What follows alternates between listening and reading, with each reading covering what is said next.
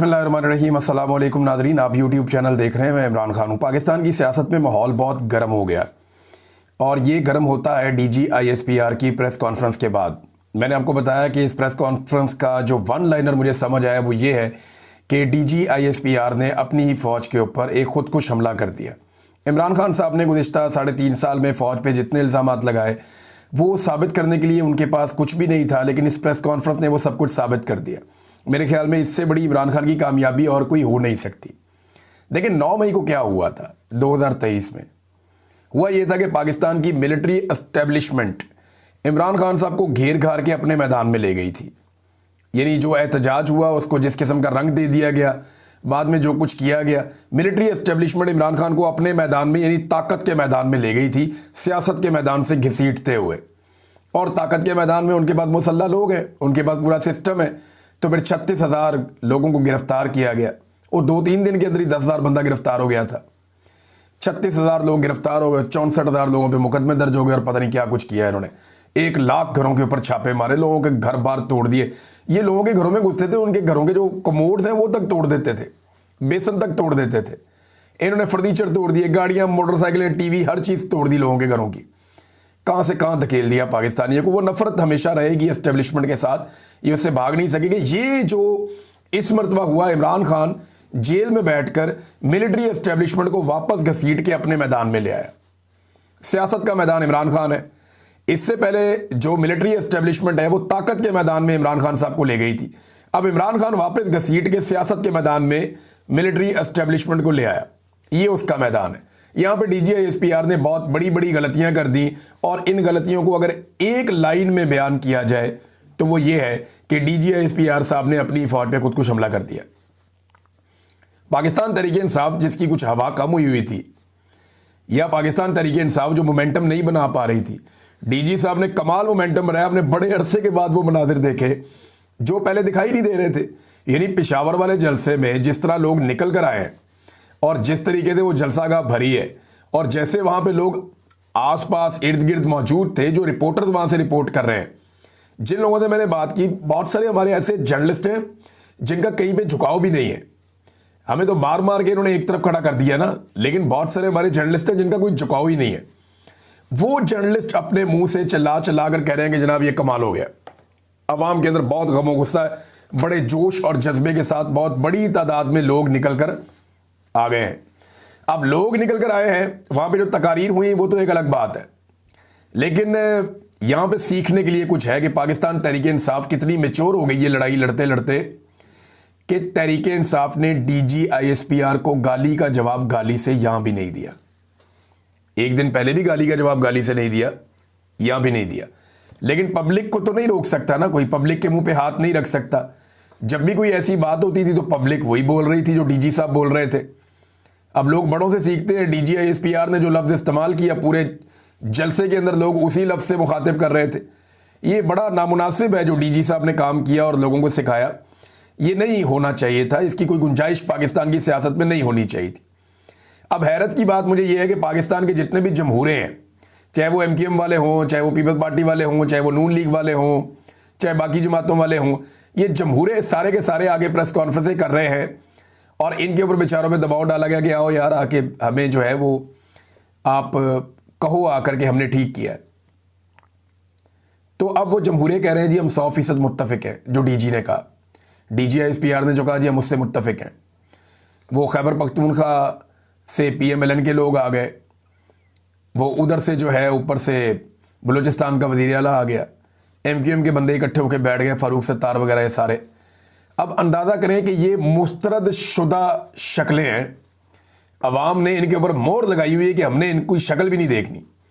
अवाम ने इन शक्लों को मुस्तरद किया हुआ है और ये शक्लें जो हैं ये इनको इस्तेमाल किया जा रहा है मिलिट्री एस्टेब्लिशमेंट की जानिब से कि आप हमारी इज्जत बहाल करवाएं। लेकिन मामला फौज की इज्जत का नहीं है। फौज का तो इज्जत बेइज्जती का रोला ही नहीं है। अभी उन्होंने एक लड़ाई लड़नी है, कौम फौज के साथ खड़ी हो जाएगी। ये देखें ना, अभी एयरफोर्स ने इंडिया को मारा, कौम ने कितना अप्रिशिएट किया एयरफोर्स को। अभी जो हमारी ज़मीनी अफवाजें जाएँ कश्मीर का एक हिस्सा आज़ाद करवा लें, कौम बड़ी खुश हो जाएगी, शाबाश देगी। लेकिन जो गुंजाइश नहीं निकल रही ना, वो मिलिट्री एस्टेब्लिशमेंट के बारे में नहीं निकल रही। जो बड़े जर्नैल है या क़यादत है जो पॉलिसी बना रहे हैं बिला वजह। हालांकि कायदे-आज़म मोहम्मद अली जिन्ना ने इन्हें मना किया था कि तुमने पॉलिसी नहीं बनानी, इनकी खोपड़ी में बात घुसती नहीं है। और भाई कायदे-आज़म ने आप लोगों को समझाया कि आप लोगों ने पॉलिसी नहीं बनानी, ये हमने आपको ड्यूटी नहीं दी, ये जिम्मेदारी आपने बिला वजह नहीं उठानी, आपने आराम से बैठना है और हुक्म का इंतज़ार करना है। जो आपका सिविलियन हाकिम आपको हुक्म देगा आप उसको बजा लाएंगे, बस आपने इतना काम करना है। आपने अपने दिमाग पे ज़्यादा जोर नहीं देना, आपने बंदूक हाथ में रखनी है सिर्फ। लेकिन ये पॉलिसियां बनाना शुरू हो गए। अब वो जो पॉलिसियां बनाने वाले चंद जर्नैल या मिलिट्री एस्टेब्लिशमेंट जिसे हम कहते हैं, इन लोगों के लिए पब्लिक में गुंजाइश नहीं निकल रही। अब ये फौज को बतौर कवर इस्तेमाल करते हैं। अब ये जितने भी आए ना जमहूरे, ये सारे के सारे क्या कह रहे हैं? ये सारे कह रहे हैं नहीं जी नहीं, वो हम तो DGISPR के साथ 100% खड़े हैं, ये हम फौज के ऊपर हमला बर्दाश्त। वो फौज के ऊपर किसने हमला किया है? इमरान खान तो कहता है मुल्क भी मेरा फौज भी मेरी। मैं कल वो शहबाज गिल को सुन रहा था, उससे पहले मैं मुईद पीरजादा को सुन रहा था, मैं साबिर शाकिर साहब को सुन रहा था। इन्हीं लोगों से आप लोगों को प्रॉब्लम होती है ना, शहजाद अकबर या बाकी लोगों से। तो मामला ये है, वो भी ये कहते हैं कि यार ये जो टॉप के ऊपर सारे गलत पॉलिसियां बना रहे हैं, ये आज सुधर जाएं, ठीक हो जाएं, नीचे ऑटोमेटिकली ट्रिकल डाउन इफेक्ट हो जाएगा, सारी की सारा इदारा ठीक हो जाएगा। देखें ये होता क्या है, इस इदारे की ये खूबी है या खराबी है, जो भी आप समझें। जिस तरह का जर्नैल आता है ना, पूरा इदारा वैसे ही होता है। मुशर्रफ आया था ना, एनलाइटेंड मॉडरेशन, सारा का सारा इदारा मॉडर्न हो गया था। इतने मॉडर्न हो गए थे कि बस सरेआम मॉडर्न हो गए थे। फिर देखें उसके बाद ज़ियाउल आया था, उससे पहले वो बड़ा रिलीजियस टच लेकर आया था, सारा इदारा नमाज़ों पे लग गया था। तो ये ऊपर से नीचे ट्रिकल डाउन इफेक्ट आता है।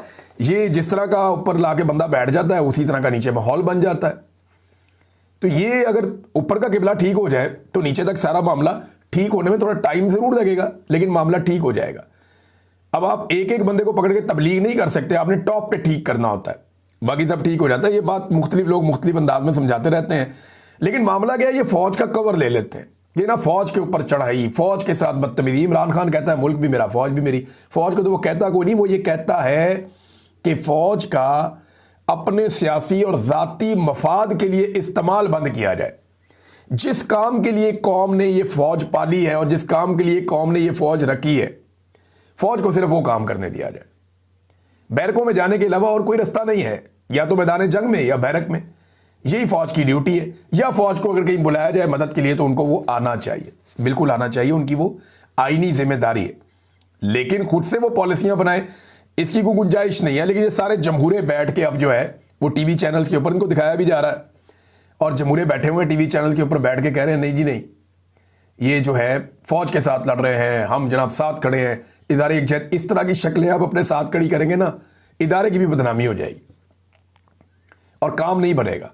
क्योंकि इमरान खान का जो फॉलोअर है ना, वो बहुत अजीब किस्म का है। मैं अभी जलसे पे नहीं आया, लेकिन ये बड़ी ज़बरदस्त बात एक औरिया मकबूल जान साहब ने की, क्योंकि उन्होंने बात की है तो ये क्रेडिट उन्हीं को जाता है जिस तरह उन्होंने इसको एक्सप्लेन किया। मामला भी यही है कि इमरान खान का दिफा करने वालों पर सूरज गरूब ही नहीं होता, सूरज गरूब नहीं होता इन पे, जो लोग इमरान खान का दिफा करते हैं। ये कहावत नहीं है, ये हकीकत है। एक तरफ देखें, इन्होंने पेड किस्म के बंदे रखे हुए, किसी के 15 फॉलोअर हैं, किसी के 25 फॉलोअर हैं, बस इतना ही है।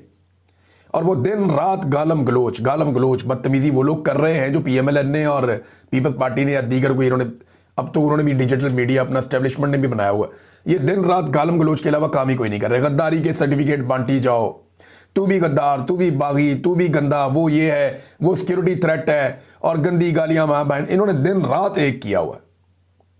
और ये जाली अकाउंट, एक तरफ पैसा खर्च करके बेचारे इतनी मेहनत करके इतनी मुश्किल से सारा कुछ करते हैं, साथ अपनी ब्रांडिंग भी करते हैं।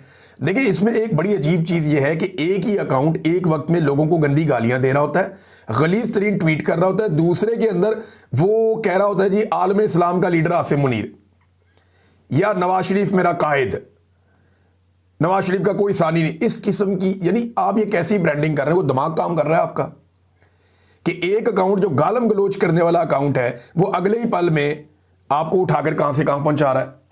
और लोग फिर गेम समझ जाते हैं, लोग बेवकूफ नहीं है। हर आदमी डिजिटल मीडिया को समझता है, ये बहुत आसान मीडियम है, मुश्किल नहीं है। इन्होंने जब इसको डिजाइन किया तो इस तरह डिजाइन किया ताकि हर आम आदमी को समझ आ जाए, चाहे वो ट्विटर है, चाहे वो फेसबुक है, चाहे वो यूट्यूब है, चाहे वो इंस्टाग्राम है, ये बड़ा सिंप्लीफाई करके इनको डिज़ाइन किया गया। बहरहाल आ रहे हैं और ये सब कहते हैं कि इमरान खान का दिफा करने वालों में प्रॉब्लम यह है कि उधर पैसे खर्च नहीं होते। इमरान खान का दिफा करने वालों पर सूरज ग्रुप नहीं होता। वो चंद घंटे जहर उगलते हैं इमरान खान के मुखालिफिन, फिर गवादर से लेकर गिलगित बल्तिस्तान तक इमरान खान से प्यार करने वाले लोग उठते हैं और इमरान खान के दिफा का परचम थाम लेते हैं। फिर इस परचम का सफर शुरू हो जाता है सूरज के साथ साथ। मशरिक़ वस्ता में पाकिस्तानी आ जाते हैं, उसके बाद वो ये परचम पकड़ लेते हैं और उसके बाद यूरोप के लोग इसमें शामिल हो जाते हैं जो पाकिस्तानी वहाँ पे। पाकिस्तान में रात हो रही होती है, वहाँ पे शाम हो रही होती है, दिन हो रहा होता है, और वो वहाँ से ये सारी चीज़ें थाम लेते हैं और वो इस पे हिस्सा बन जाते हैं। थोड़ी देर के बाद जब वहाँ पे अंधेरा छा जाता है तो अमेरिका में सुबह हो जाती है, कनाडा में सुबह हो जाती है। वहाँ जो लाखों ओवरसीज़ पाकिस्तानी है वो शुरू हो जाते हैं इमरान खान का जो दिफा का परचम है वो थाम लेते हैं, और उसके बाद ऑस्ट्रेलिया और न्यूजीलैंड, और फिर घूम के वापस पाकिस्तान। तो 24 घंटे इमरान खान साहब का जो दिफा करने वाले लोग हैं उनके ऊपर सूरज ग्रुप नहीं होता, वो मुतहर्रिक रहते हैं हर वक्त कहीं ना कहीं से। तो इसकी वजह से इन्हें समझ नहीं आ रही कि इमरान खान का मुकाबला करें कैसे।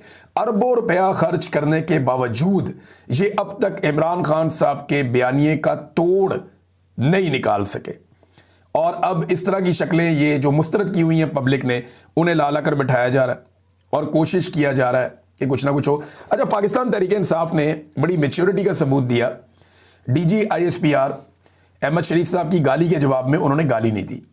मैं सोशल मीडिया की बात नहीं कर रहा, मैं तहरीक इंसाफ की जो पॉलिटिकल क़यादत जिन्होंने कल एक प्रेस कॉन्फ्रेंस की थी और जिन्होंने आज एक जलसा किया, मैं उनकी बात कर रहा हूं। अब यहां देखें, जो सुहेल अफरीदी ने डीजी ISPR को मुखातिब किया, उन्होंने कहा डीजी ISPR ने मेरे बारे में गलत अल्फाज का इस्तेमाल किया, मैं कबायली हूं, ऐसी तरबियत नहीं कि गालियां दूं।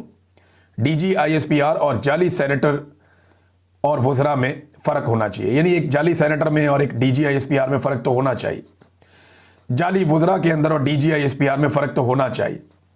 फिर उन्होंने बाद में इमरान खान के बारे में डीजी ISPR को कहा कि आप नाम क्यों नहीं लेते, नाम लेना इसका उसका, ऐसे क्यों बोलते हैं आप, नाम लें उसका, इमरान अहमद खान न्याजी, और ये नाम हमेशा याद रखना। ये भी सुहेल अफरीदी ने कहा। बड़ी लंबी उन्होंने तकरीर की। मैं एक और चीज़ देख रहा था, मुझे हैरत भी हो रही थी कि जब वो सुहेल अफरीदी ने कहा कि मैं 100 अरब रुपया खर्च करने जा रहा हूँ पेशावर के ऊपर, पेशावर से आए हुए थे ना सारे लोग और बहुत बड़ा जलसा था, मैं 100 अरब रुपया खर्च करने जा रहा हूँ पेशावर पे, लोगों के अंदर मैंने जोशो खरोश ही नहीं देखा।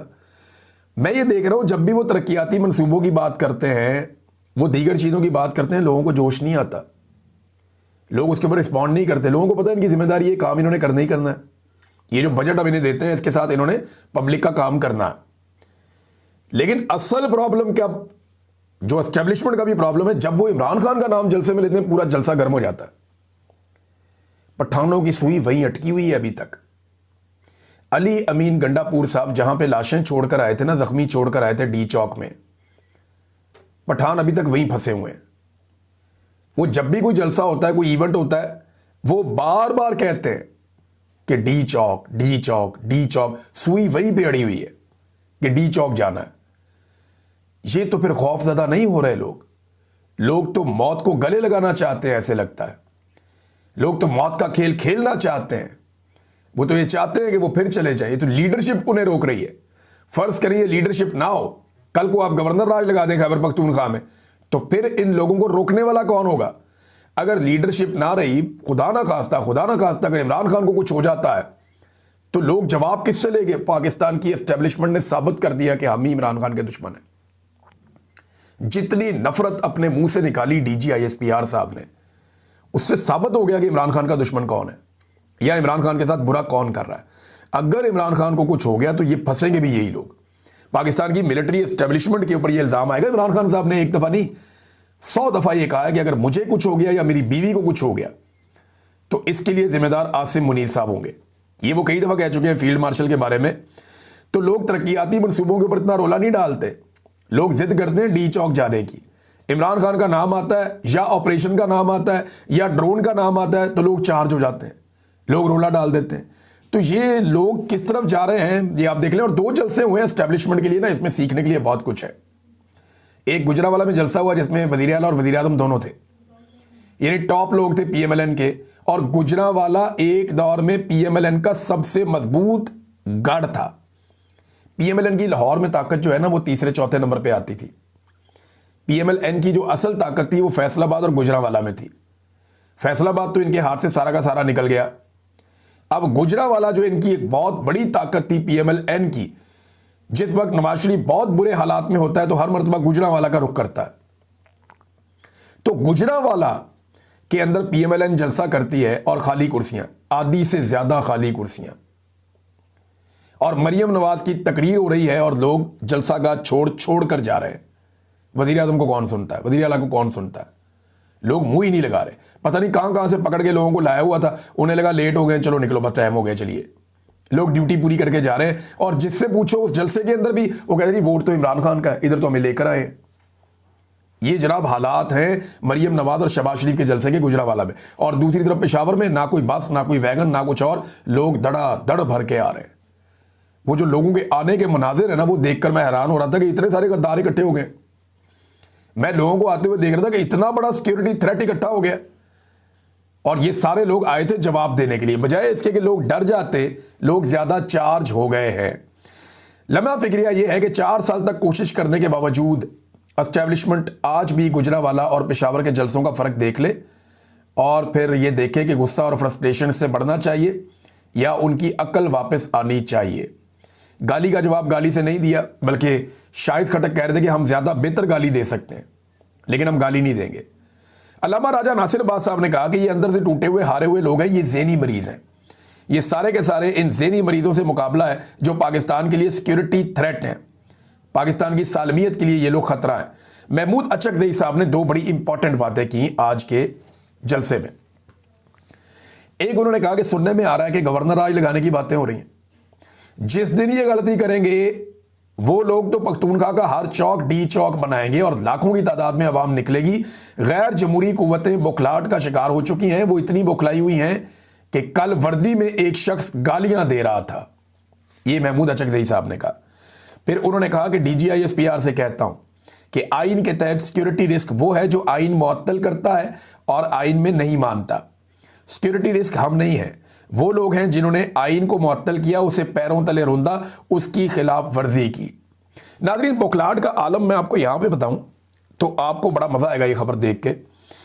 जियो के ऊपर एक बड़ी हेडिंग टाइप लगी हुई थी कि जनाब PTI के रहनुमा पार्टी छोड़ गए, फौज पर तनकीद से दिल बर्दाश्ता हो गए, इस किस्म की हेडलाइन लगी थी जियो पे।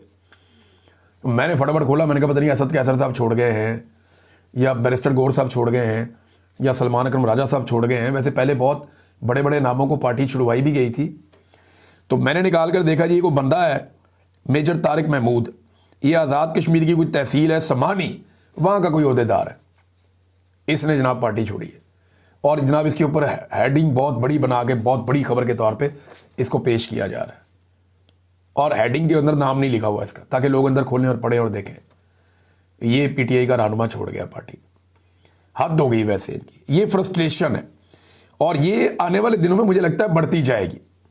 अगर लोगों ने ये फैसला कर लिया कि इमरान खान को बाहर निकालना है, जिस लम्हे लोग ये फैसला करेंगे ना पाकिस्तानी मुश्तरका तौर पे, उसके बाद एस्टेब्लिशमेंट के हाथ में कोई चीज नहीं रहेगी। वज़ीर आला ने एक और बात की, उन्होंने कहा खैबर पख्तूनख्वा कोई लेबॉर्ट्री नहीं है। एक आता है एक फैसला करता है, दूसरा आता है दूसरा फैसला करता है। भाई पॉलिसी अवाम के मुंतखब नुमाइंदे बनाएंगे, यही बात कायदे आज़म ने कही थी। यही बात आज एक नौजवान आपको समझा रहा है, सुहेल अफरीदी की बात को आप समझे। शेर अली अरबाब ने वहां पे एक करारदाद पेश की। ये करारदाद मैं आपको बता देता हूं, फिर ये वीलॉग खत्म करते हैं, क्योंकि वीलॉग सारा इस जलसे पे, इस सिनेरियो पे हो गया। खबरें और बहुत सारी हैं, नेक्स्ट वीलॉग में आपको बताऊंगा। इसमें शेर अली अरबाब ने जो करारदाद पेश की, उन्होंने कहा जी कि हम पाकिस्तानी अवाम इमरान खान को कौमी हीरो और मुंतखब हकीकी वज़ीर आज़म मानते हैं। ये उस बात का जवाब है DGISPR की कि तुम होते कौन हो, आप हैं कौन, आपकी हैसियत क्या, इस किस्म की बातें जो की थी उसका जवाब है। हम पाकिस्तानी अवाम इमरान खान को कौमी हीरो और मुंतखब हकीकी वज़ीर आज़म मानते हैं।